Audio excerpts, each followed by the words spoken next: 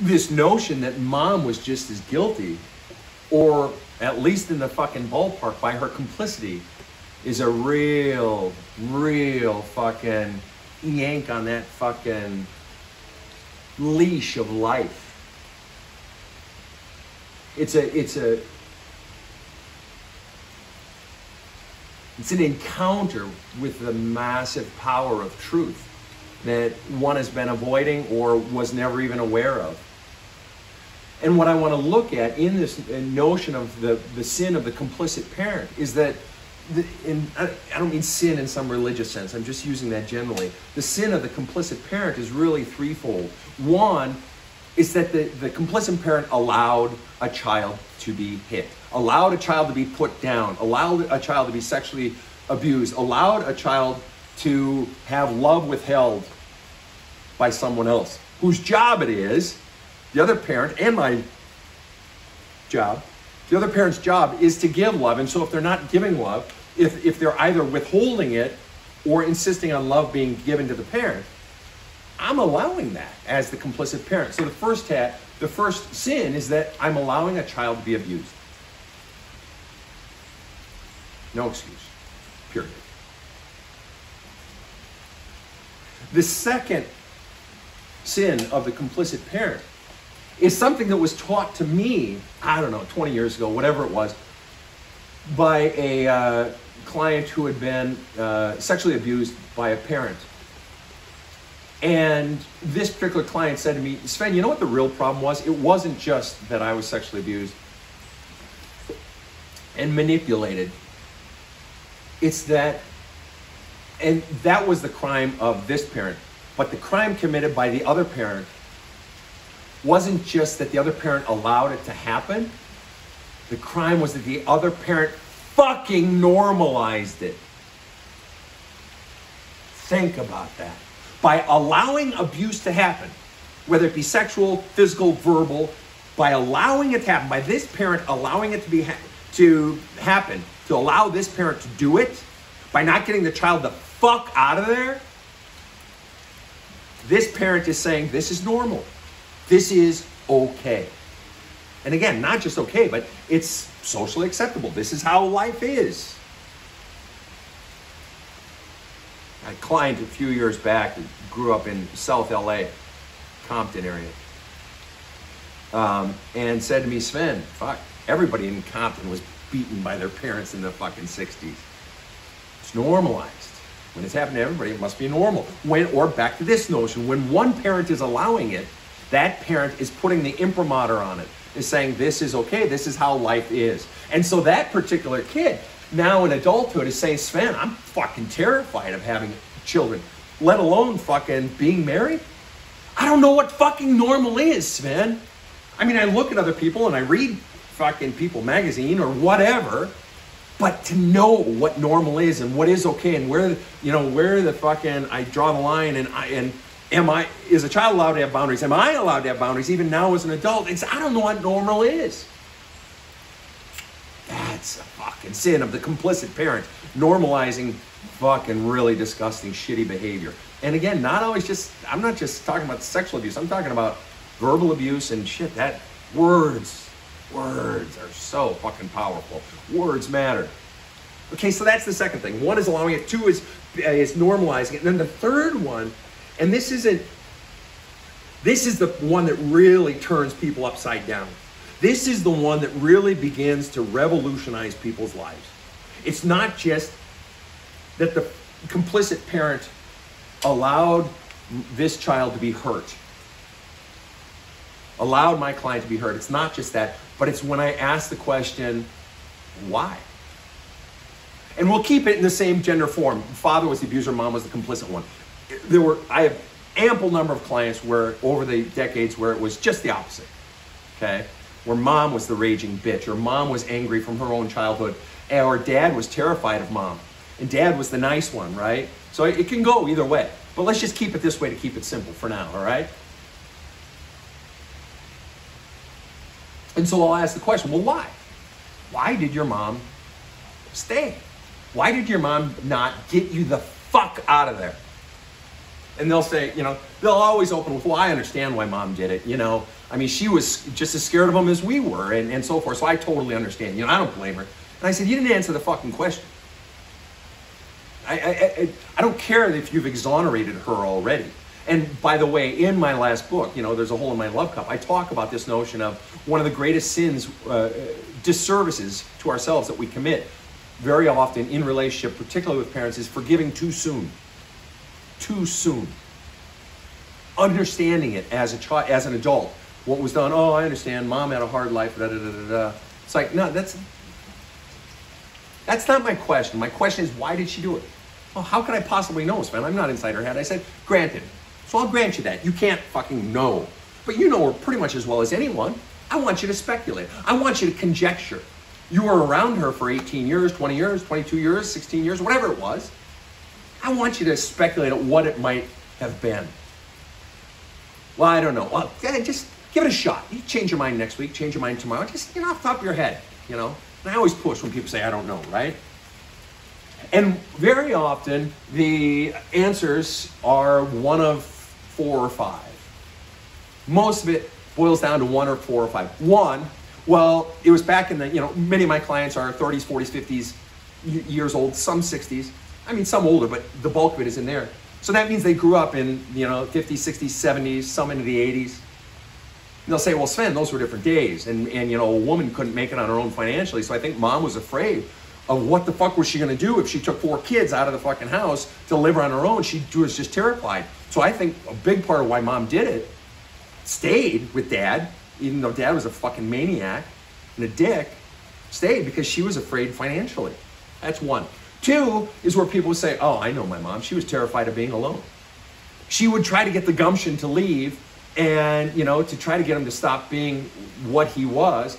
And then he would be, cotton candy and rainbows out his butthole and pink bows and roses and lollipops. And then, so that would get her back in, and then he'd just go back to being what he was. The classic abuse cycle. I said, yeah, but why did she do it? Because she was afraid of being alone, Sven. I know my mom was fucking afraid, terrified of being alone. And not just because, it was the 70s, or not just because it was the 90s, or in any era. People are today plenty afraid of being alone.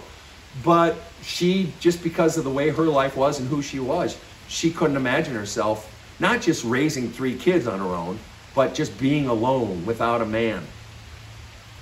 And so she stayed. And I'm like, oh, okay. Or very often it was, oh man, I know, Sven, the pressure on my mom from her parents was so great to be perfect or to not disappoint them or whatever it might have been, that she was terrified of what people were going to say.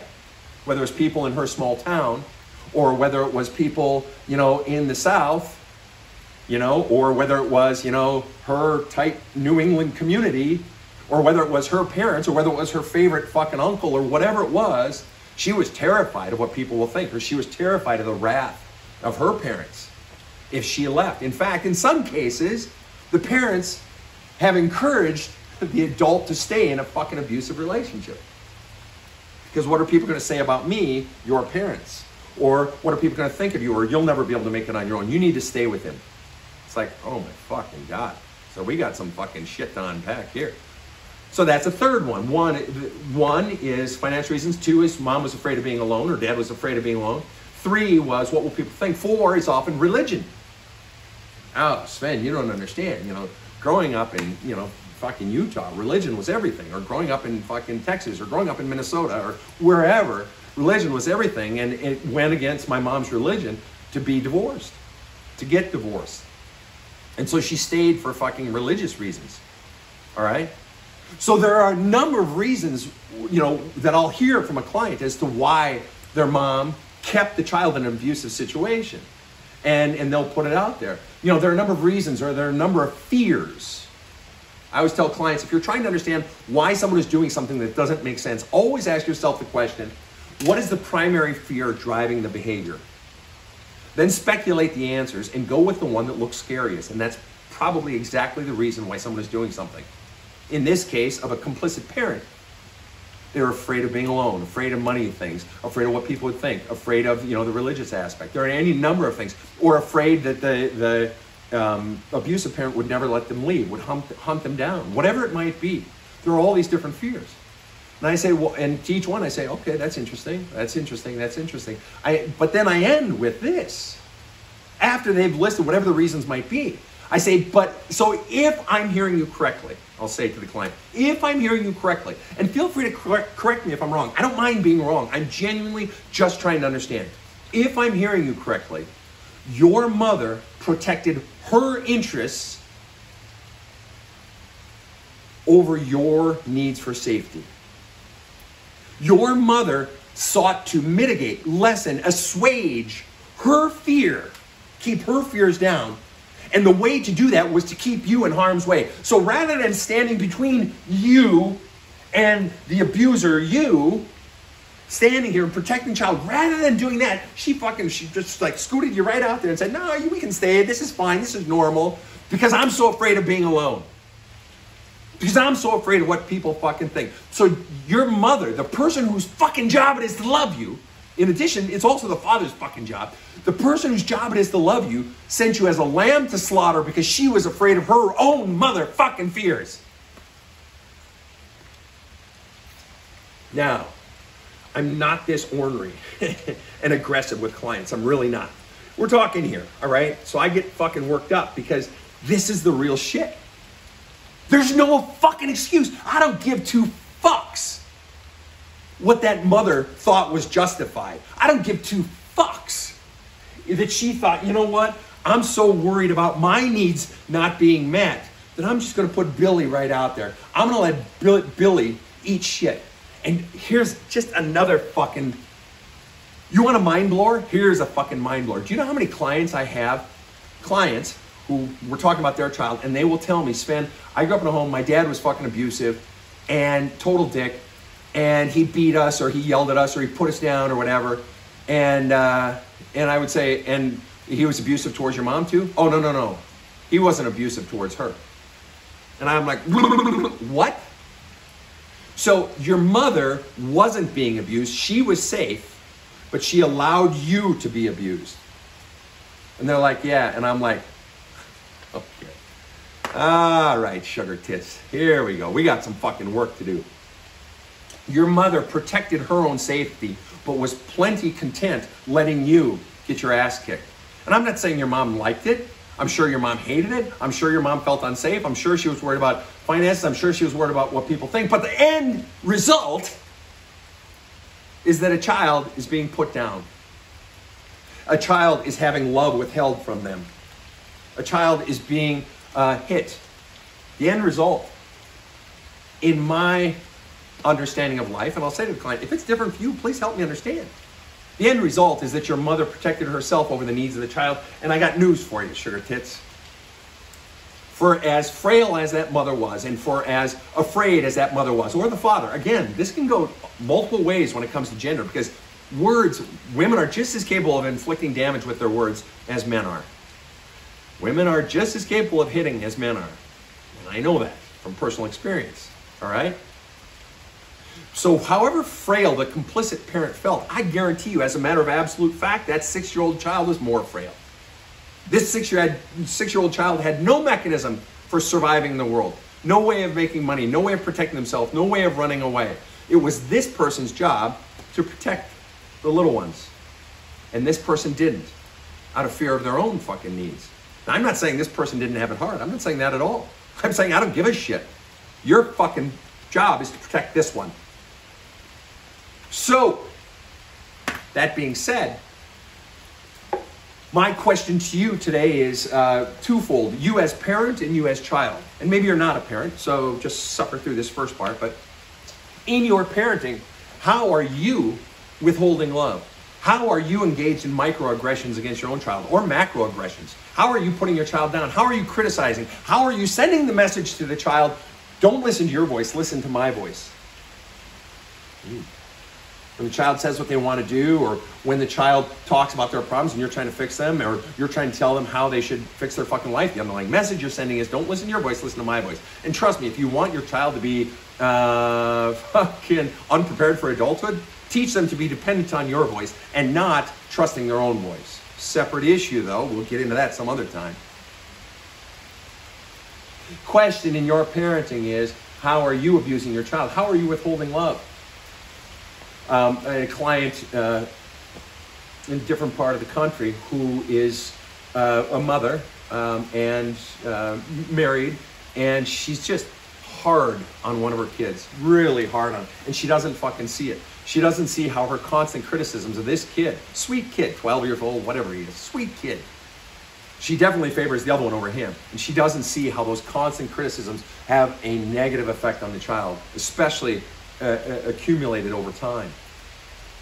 Just breaks my fucking heart. So how are you hurting your child? Are you withholding love? Do you say the words, I love you? You know how many clients I have who never heard it? Do you know how many clients I have who don't speak it? I love you. To a spouse, to their own fucking children. Oh yeah, you want your child's love cup to be empty? Do you want them to go into adulthood deficient and vulnerable?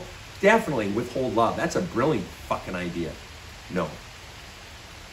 How are you withholding love, or how are you complicit in your child experiencing a love deficit? How are you complicit in someone else doing harm to your child? How do you allow bullying?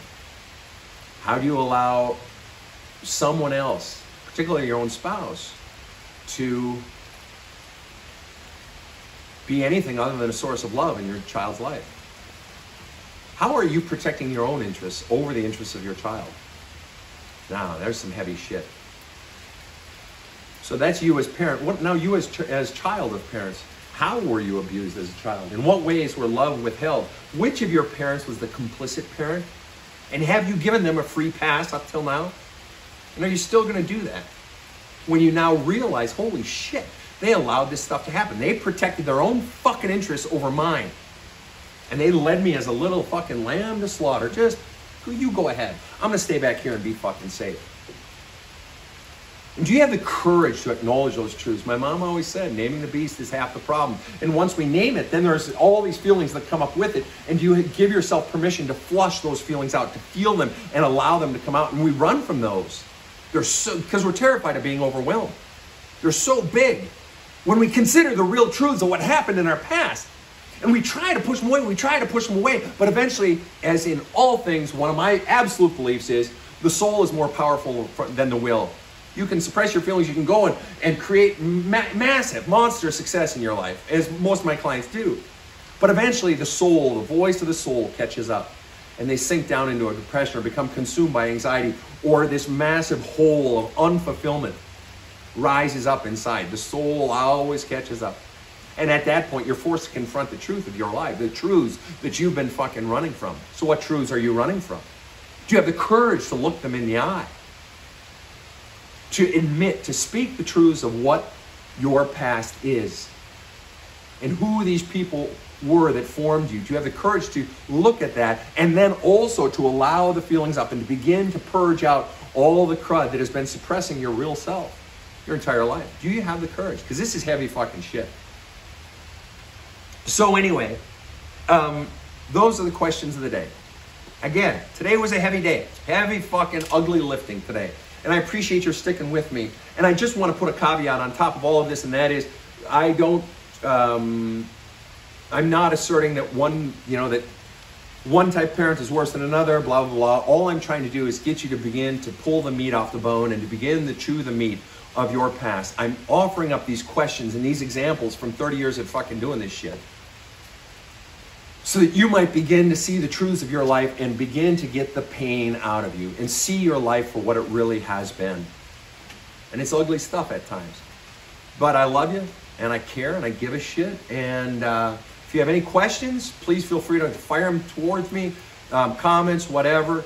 Very often I'm talking on something that someone else has brought up at some point, or that I've encountered in my last week, or whatever it might be. So, all of that being said, I got to get back to this fucking workout. I have stalled as long as I possibly could.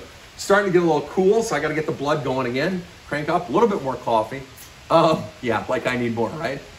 Anyway, I love you. I care. I give a shit. But if you're going to love on yourself, you got to begin to purge the pain. You got to be able and be willing to start looking at the ugly fucking questions and the ugly fucking answers, and allowing the pain out of you. So, that being said, my friend, I hope there's joy in your day today. I love you very much. Have a fucking monster, kick-ass day, and I look forward to seeing you again soon. Skål.